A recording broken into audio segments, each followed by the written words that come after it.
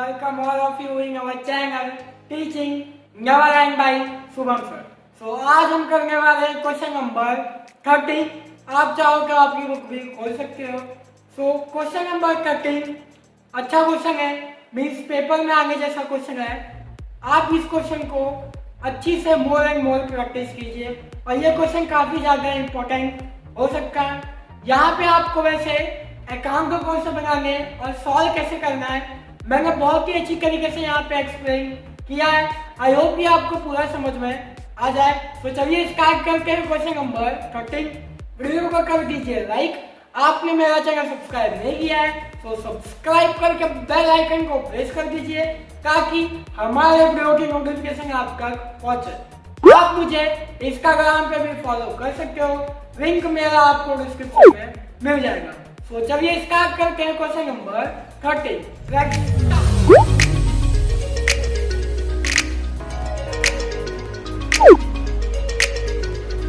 आपको एक account extra बनाना होगा। अपनी नोटबुक में अकाउंट बना लीजिए। Revaluation account, partners capital account, partners current account, cash account and bank account. यहाँ पे मैंने आपको एक बात बताई थी फाइनल अकाउंट में कि जब भी करंट अकाउंट दिया होगा आपको कैपिटल अकाउंट नहीं बनाना है। तो वो बात सही है, यहाँ पे भी आपको नहीं बनाना था, पर जो न्यू पार्टनर आया है उसके लिए यहाँ पे एक एंट्री आएगी। ओके, न्यू पार्टनर की एक एंट्री यहाँ पे आएगी बस, और यहाँ पे कोई भी एंट्री नहीं आएगी। तो आप आपकी नोटबुक में 5 या 10 लाइन का अकाउंट 5 लाइन का अकाउंट बना सकते हो। 5 लाइन्स मोर देन इनफ है। तो अकाउंट बना लीजिए। Revaluation account, partners capital account, partners current account और कैश अकाउंट, और यहाँ पे बैलेंस शीट, और यहाँ पे हम करेंगे इंपॉर्टेंट जर्नल एंट्रीज। सो आ जाते हैं फर्स्ट जर्नल एंट्री पे। आपको क्या कहा गया है कि C will bring 20,000 as capital. Capital में क्या आ रहा है 20,000। तो इसकी जर्नल एंट्री हम यहाँ पे देंगे फर्स्ट कैश अकाउंट डेबिट, और ये जर्नल एंट्री तो हर बार आती है। टू न्यू पार्टनर कौन है, सी है, तो सी capital account. Okay, 20,000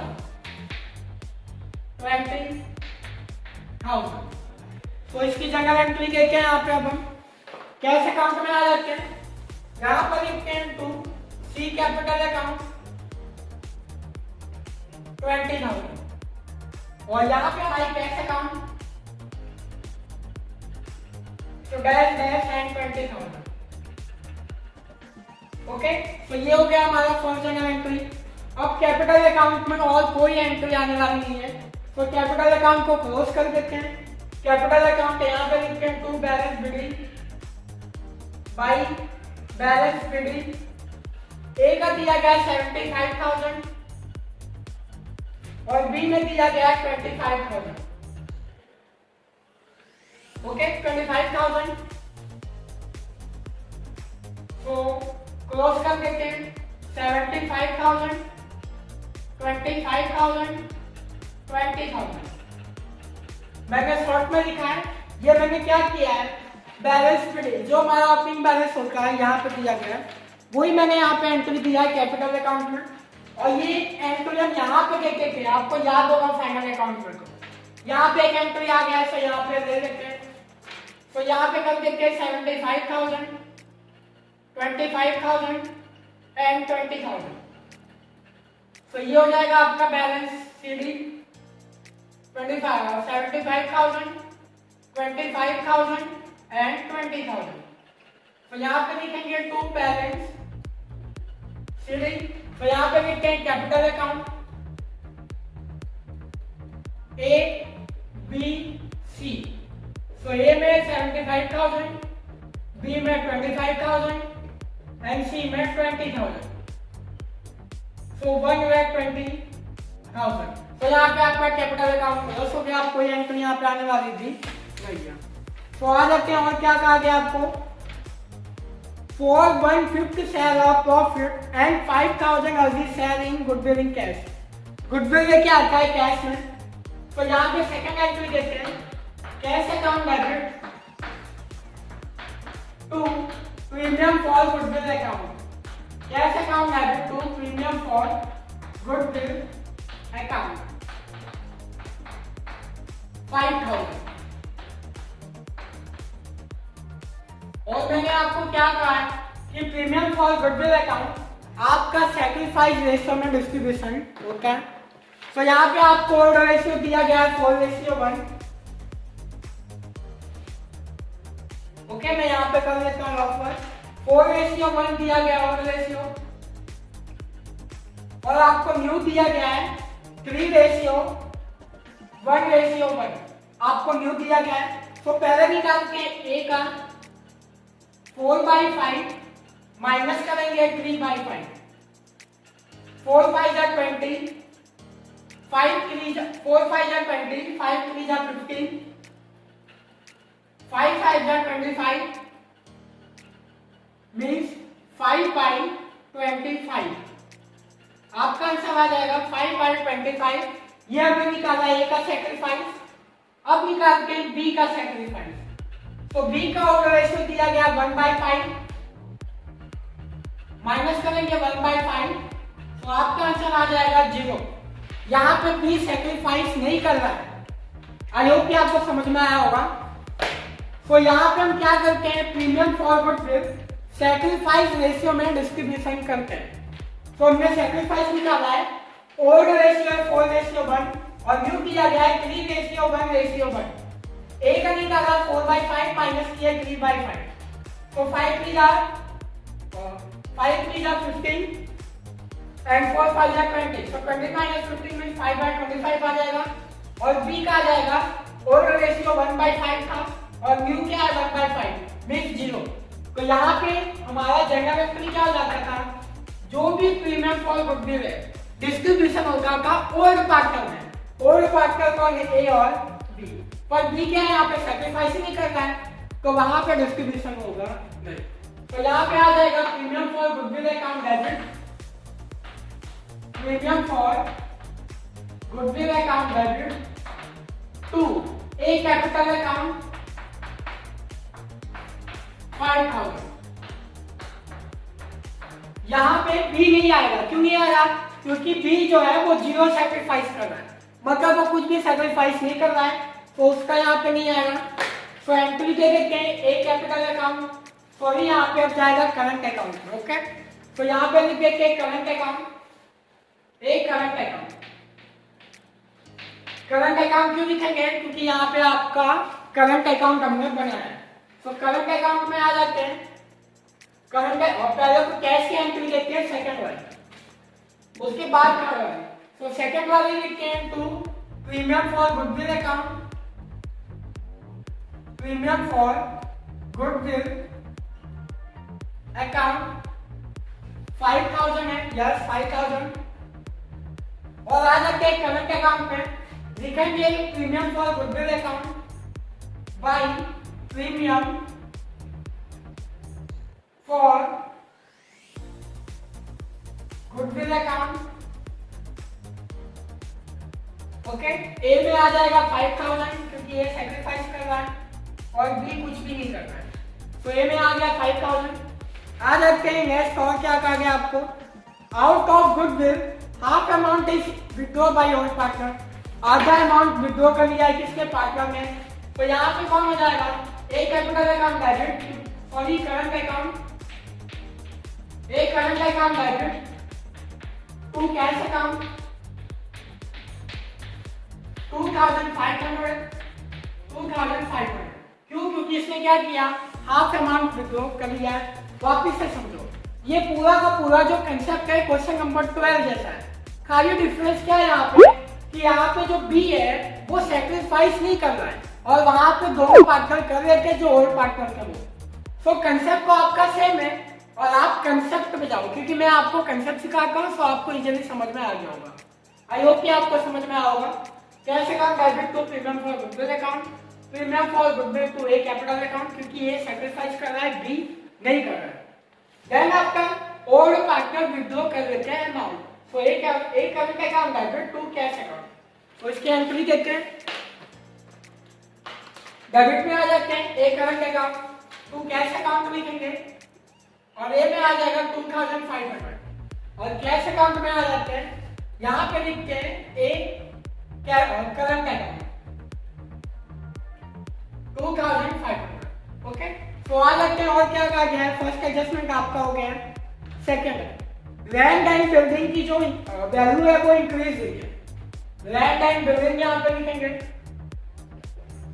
balance sheet में आपको दिया गया है 35,000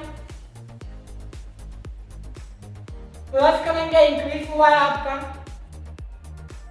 इंक्रीज हुआ है, कितना इंक्रीज हुआ है 10%,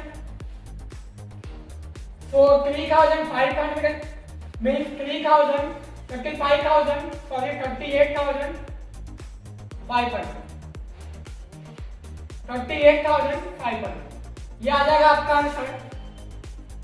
तो यहाँ पे क्या हुआ है, बिल्डिंग इंक्रीज हुआ है, तो इंक्रीज हुआ तो इसकी जगह एंट्री क्या होती है, land and building account debit to revaluation account. Okay, तो ये इसकी जगह एंट्री होती है 3,500। तो आ जाते हैं रीवैल्यूएशन अकाउंट पे, यहाँ पे लिखते हैं by land and building account 3,500। Okay, 3,500। और क्या कहा गया आपको कि फर्नीचर एंड स्टॉक की वैल्यू 5% डिक्रीज हुई है, तो यहाँ पे लिखेंगे फर्नीचर आपको दिया गया है ट्रायल बैलेंस में 30,000 माइनस करेंगे, डिक्रीज हुआ है 5%,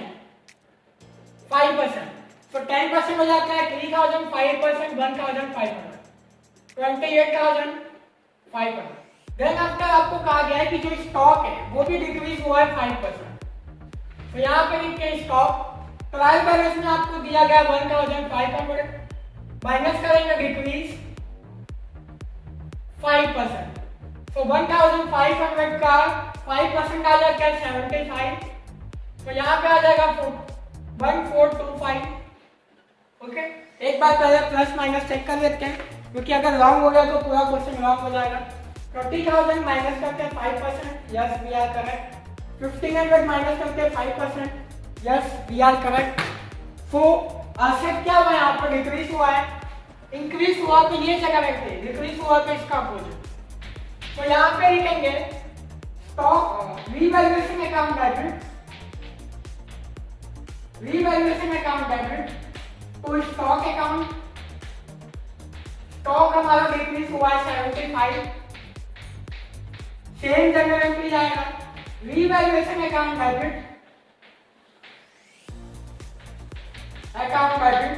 to furniture account,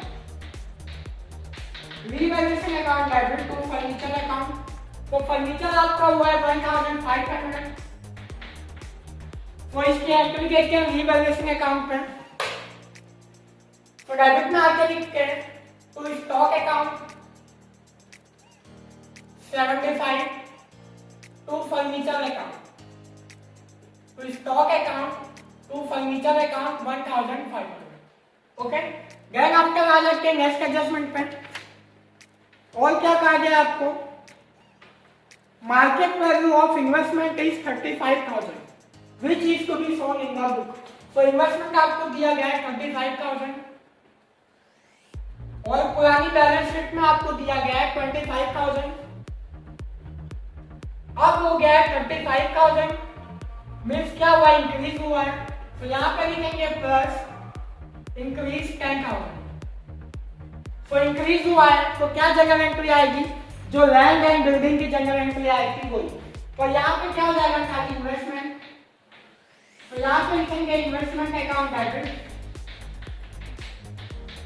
to revaluation account, कितना हुआ है 10,000,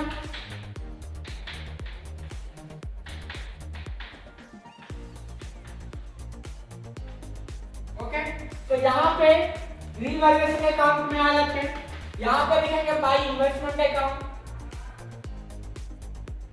बाय इन्वेस्टमेंट अकाउंट 10,000।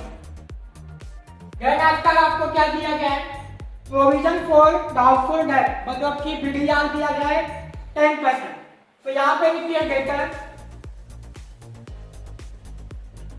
डेटर आपको दिया गया है 5,500 माइनस करके 10% मीन्स 550 हो जाएगा, ओके, सो माइनस कर देते हैं इससे पहले 5500 माइनस 550, तो आ जाएगा आपका आंसर 4950। बैक डेट रिजर्व की जनरल एंट्री क्या होती है? Revaluation account debit to back date reserve account. अगर आपका आंसर प्लस में आएगा माइनस करने के बाद में, तो आपका आंसर डेफिनेटली प्लस में आएगा। 550 माइनस करेंगे 500, तो आपका आंसर आ जाएगा 50। तो यहाँ पे लिखते हैं revaluation account debit, revaluation account debit to back date reserve account. Okay, back date reserve account, revaluation account debit to back date reserve account 550 नहीं आएगा यहाँ पे, बल्कि आएगा 50। 50 क्यों आएगा? क्योंकि हमें माइनस करना होगा 550 माइनस 500। आपको बैलेंस शीट जो है हमारी पुरानी, तो पुरानी बैलेंस शीट में आपको दिया गया 500। तो यहाँ पे लिखते हैं back date reserve account to back date reserve account 550 minus करेंगे 500, मीन्स आपका आंसर आ जाता है 50। और क्या दिया गया आपको? वर्क में एक्सीडेंट कंपेंसेशन क्लेम 1000। तो इसकी जनरल एंट्री मैं यहाँ पे आपको दिखाऊं, इसके लिए मुझे यहाँ पे रफ करना होगा, तो मैं इसे रफ कर देता हूँ। तो नेक्स्ट आपको कहा गया बैंक चार्जेस 450 रिचार्ज पे, उसको पे करना है। तो आप पे करोगे तो क्या होगा इसकी journal entry? Revaluation account debit, revaluation account debit to cash account, क्योंकि आप पे करोगे तो कैश क्या होगा? चला जाएगा। ओके, तो यहाँ पे आ जाते हैं और यहाँ पे लिखेंगे to bank charges. Okay, to bank charges कितना दिया गया है? 450, और कैश अकाउंट में आ जाएगा by bank charges. Bank charges आपने क्या किया है? पे किया है, तो कैश जाएगा 450। ओके, और कोई एडजस्टमेंट? नो। अब आ जाते हैं ट्रायल बैलेंस पे। लैंड एंड बिल्डिंग हो गया है, फर्नीचर हो गया है, इन्वेस्टमेंट हो गया है, डेटर्स हो गया है, बिल्स रिसीवेबल आपको यहाँ पे दिया गया है। तो यहाँ पे लिखेंगे bill receivable 2000। Then after cash in bank, तो यहाँ पे लिखते हैं to balance bidding. Balance bidding आपको दिया गया है 3000, और दिया गया है गुडविल। तो गुडविल यहाँ पे लिखेंगे टू गुडविल अकाउंट। गुडविल आपको दिया गया है 5000, और हमारा रेशियो क्या है? 4:1। मीन्स यहाँ पे आ जाएगा 4000 और यहाँ पे आ जाएगा 1000। आ जाते हैं लायबिलिटीज में। कैपिटल अकाउंट हमने क्लोज करके ट्रांसफर भी कर दिए हैं। करंट अकाउंट दिया गया है पार्टनर्स करंट अकाउंट, तो यहाँ पे लिखेंगे by balance bidding. By balance bidding दिया गया आपको 8000 एंड 2000। एक और बात की, यहाँ पे जो स्टॉक है वो 15,000 है। बाई मिस्टेक मैंने 1500 लिख दिया। ओके, तो 15,000 है, तो यहाँ पे आ जाएगा 750, यहाँ पे आ जाएगा 14,250 और यहाँ पे आ जाएगा 750। बाई मिस्टेक मैंने यहाँ पे 1500 लिख दिया था। तो आ जाते हैं करंट अकाउंट हो गया। करंट अकाउंट आपको दिया गया है क्रेडिटर्स, तो यहाँ पे लिखेंगे creditors 4000 and bills payable. Bills payable आपको दिया गया है 1000। तो चलिए अब कर लेते हैं टोटल। अकाउंट हमें करना है क्लोज, तो सबसे पहले इसका टोटल करते हैं 13,500 और यहाँ पे भी आ जाएगा 13,500। तो माइनस करते हैं 750 प्लस 1,500 प्लस 50 प्लस 450 माइनस करके 13,500। 10,750 ये चला जाएगा to partners current account. Partners current account A and B multiply करके 4 डिवाइड बाय 5 8,600 माइनस करके 10,750 मीन्स 2150 और ये चला जाएगा आपका रीवैल्यूएशन अकाउंट में। तो यहाँ पे लिखेंगे बाई रीवैल्यूएशन अकाउंट 8600, उसके बाद में 2150। अब कर लेते हैं टोटल। तो 8000 प्लस 5000 प्लस 3200 8600 means 24800 24,800। तो कर देते हैं माइनस 2500 माइनस 4000 मीन्स 4000। तो यहाँ पे आ जाएगा 18,300 टू बैलेंस 3। तो यहाँ पे कर देते हैं 2000 प्लस करके 800 2150 मीन्स 4950। तो यहाँ पे आ जाएगा 4950 माइनस करके 1000, यहाँ पे आ जाएगा 3950। तो यहाँ पे लिखते हैं current account A and B. तो ए में आ जाएगा 18,300 और बी में आ जाएगा 3950। तो टोटल कर लेते हैं 18,300 मीन्स 22,250। So total कर लेते हैं 1,20,000, then 1,000, then after 4,000, then 1,000, 1,48,250। तो ये आंसर यहाँ पे भी आना चाहिए।